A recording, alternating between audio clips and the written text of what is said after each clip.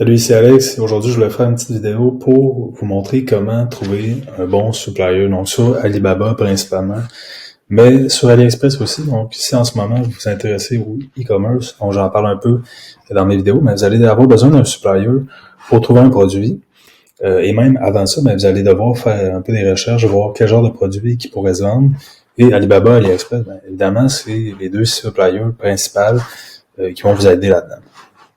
Maintenant, la différence principale entre Alibaba et AliExpress, Alibaba, ça va être plus des gros manufacturiers. Donc, si vous voulez acheter en grosse quantité et que vous voulez faire venir ici pour revendre, ça va être sur Alibaba que ça va se passer. Vous allez avoir des meilleurs prix. Par contre, il faut acheter en plus grosse quantité.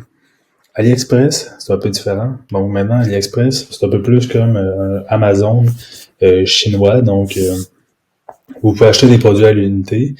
Et c'est avec AliExpress, là, principalement, que vous pouvez faire du dropshipping. Il existe d'autres suppliers là, aux États-Unis, au Canada. Mais en général, les meilleurs prix se retrouvent sur AliExpress, ou sinon, ça va être des prix similaires pour les autres suppliers.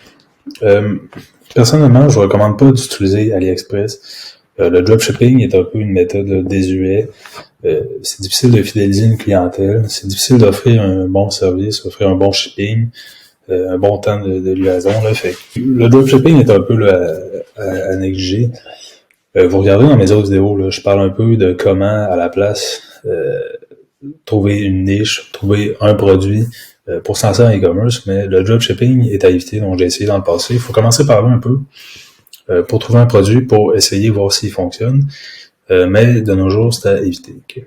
Donc, je vais vous montrer aujourd'hui un peu, là, en se rendant sur Alibaba, qu'est-ce qu'il faut chercher. Donc, comment trouver un bon supplier, trouver un bon prix, savoir si ça va fonctionner, si on va se faire arnaquer. Donc, quand on se rend sur Alibaba, ok, ce qui va être important de regarder,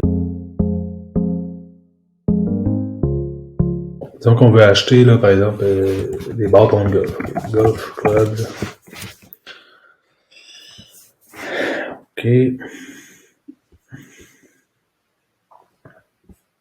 Bon, là, je m'y connais pas du tout en golf, donc je pourrais pas juger si c'est un bon produit ou pas, là. Peu importe, mais la chose qui va être importante, OK, surtout, que je vais vous parler aujourd'hui, c'est de trouver un bon supplier, OK? Il y a deux choses qu'il faut regarder, OK? Premièrement, ici, vous allez avoir à votre gauche, OK? Vous pouvez voir, il y a un Verified Supplier.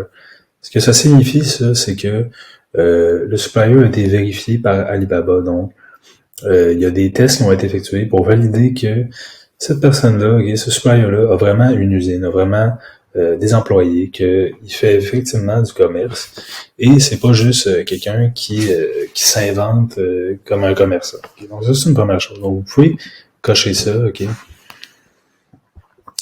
Maintenant, la Trade Assurance aussi, qui est quand même assez importante. Ce que c'est la Trade Assurance, c'est que dans le fond, quand vous allez passer une commande, par exemple, pour 2000 $ de produit, si jamais vous recevez jamais ce produit-là, il y a moyen de se faire rembourser cette commande-là, ok, si le supplier a la Trade Assurance, ok. Si elle l'a pas, si votre commande n'arrive jamais pour une raison X, ben là, à ce moment-là, ça va être plus difficile de se faire rembourser. Donc ça, c'est deux choses qui sont importantes à regarder. Surtout quand on fait des grosses commandes. Okay. Maintenant, ça, c'est les choses de base principales. Okay. Verified Trade Assurance. Maintenant, quand on va cliquer sur un produit, donc par exemple celui-là,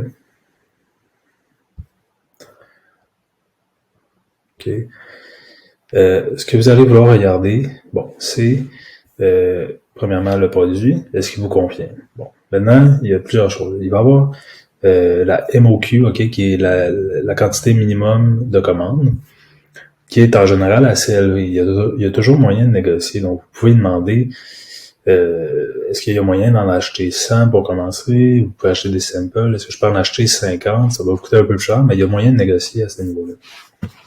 Donc, ça, c'est une chose. Maintenant, vous allez y écrire, vous allez y envoyer un message en disant que bon, vous avez une compagnie, vous vendez des bâtons de golf et vous êtes intéressé à faire du commerce avec lui. Maintenant, Ce qu'il va falloir regarder après, c'est comment est-ce qu'il communique avec vous. Donc, est-ce qu'il répond rapidement?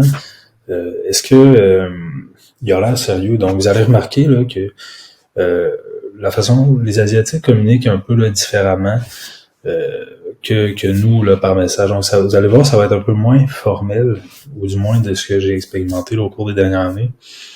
Ils vont vous répondre en plusieurs messages. Ils vont vous écrire rien que des petites phrases avec des bonhommes sourires, avec des bonhommes avec des petits smiley face. Donc, vous allez voir, ça va être un peu spécial. Ça veut pas dire que c'est pas un bon supplier. Donc, en fait, ils vont être assez sympathiques, ils vont être assez réactifs, mais allez-y avec quelqu'un qui est réactif. Donc, vous voulez un supplier qui est réactif, vous voulez pas qu'il soit pas là si jamais il y a quoi que ce soit. Si vous avez d'autres commandes à faire dans le futur, vous voulez que ça fonctionne. Donc, ça, c'est deux choses à regarder, OK? Donc, Verified Supplier, OK? Trade Assurance, on le voit ici. Après, il y a des diamants, là, en fonction de sa qualité de supplier. Ça, c'est un peu moins important, mais je recommande qu'il y ait quand même au moins 1 à 2 diamants, OK? Qui est un indicateur, là, de son volume de vente, si c'est un bon supplier, son temps de réponse, etc. Plusieurs indicateurs de même, OK?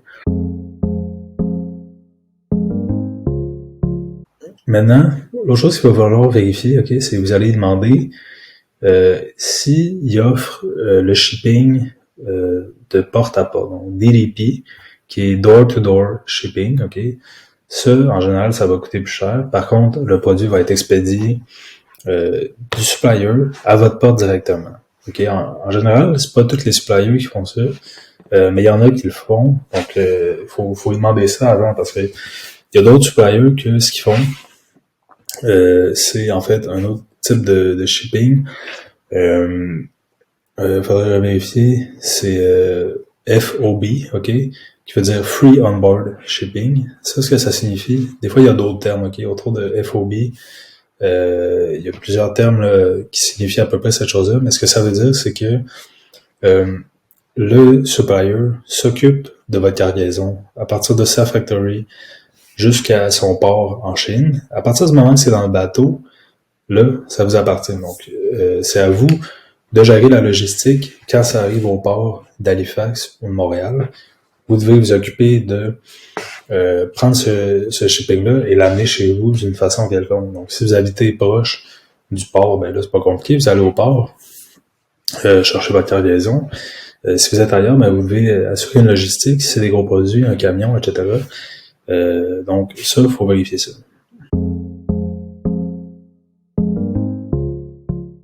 Ensuite, l'autre chose qu'il faut vérifier ou qu'il faut prendre en considération, c'est qu'il va y avoir des frais de douane, OK? Des taxes et des frais de douane à payer de façon générale. Donc, c'est très rare que votre supplier va payer ça, okay? Qui sont de l'ordre environ là, de 15% du prix d'achat, de la valeur en fait des produits. Donc, pas nécessairement le prix que vous avez payé, mais plutôt la valeur des produits. Donc, si vous achetez, par exemple, 100 bâtons de golf qui ont une valeur de 1000 $ canadiens, ben là, vous allez vous retrouver à payer environ 150 $ de dédouanement et de taxes quand ça va passer la frontière. Donc ça, il faut prendre en considération ça dans vos calculs. Donc, c'est des éléments principaux à prendre en compte, OK? Il y a très peu là en fait, personnellement, j'ai commandé souvent sur Alibaba, ça m'est jamais arrivé là d'avoir des problèmes de me faire arnaquer. Donc, ça arrive pas vraiment souvent, surtout si vous faites attention d'avoir un verified supplier. Trade Assurance, d'y parler un peu, de s'assurer que tout est correct. Donc, voilà les points importants. Okay? Donc, trouver un bon supplier, vous devez vous assurer, demander c'est quoi, comment il fait son shipping. Donc, est-ce qu'il peut shipper à votre porte directement? Ça va coûter plus cher, mais parfois ça peut être plus intéressant pour avoir des produits rapidement et pas avoir de faire de logistique du port à chez vous. Ok, il existe aussi, là, ça j'en ai pas parlé, il existe des third-party companies qui vont, eux, s'occuper de la logistique du port à chez vous. Donc, je vais mettre un lien, OK, en bas de la vidéo. Vous pouvez aller sur ce site-là, communiquer avec la personne, vous lui dites « J'ai telle livraison qui s'en vient au port d'Halifax, OK? Est-ce que tu peux faire la logistique pour l'amener chez moi après ça? » Évidemment, moyennant un frais, OK? En général, ça coûte pas trop cher. Personnellement, j'ai jamais essayé ça. J'ai jamais acheté des si grosses quantités. Donc, faut vérifier ça. Mais ça, c'est des choses à déterminer. Et surtout, n'oubliez pas, évidemment, il va y avoir des taxes, des dédouanements à payer de l'ordre d'environ 15% au moment que la cargaison va passer la douane. Donc, j'espère que ça répond à vos questions que vous aviez là, quand vous êtes tombé sur cette vidéo-là. Probablement, vous vous demandiez comment procéder là, sur Alibaba. Donc, voilà les points principaux. Si vous avez d'autres questions, je vous invite à les mettre en commentaire. Ça va me faire plaisir de répondre. Je vais répondre à tous les commentaires. Je vous remercie de mettre un petit like sur la vidéo. Ça va m'aider beaucoup pour pousser ma vidéo à l'avant et m'aider pour l'algorithme. À vous abonner à ma chaîne. Je vous remercie de le faire. Et puis, je vous invite à regarder mes autres vidéos qui traitent d'e-commerce un peu. Donc, celle-là était très spécifique pour Alibaba. J'ai d'autres vidéos qui parlent un peu plus d'e-commerce en général, d'entrepreneuriat. Donc, je vous invite à aller voir ça. Je vous remercie d'avoir écouté et on va se dire à la prochaine pour une autre.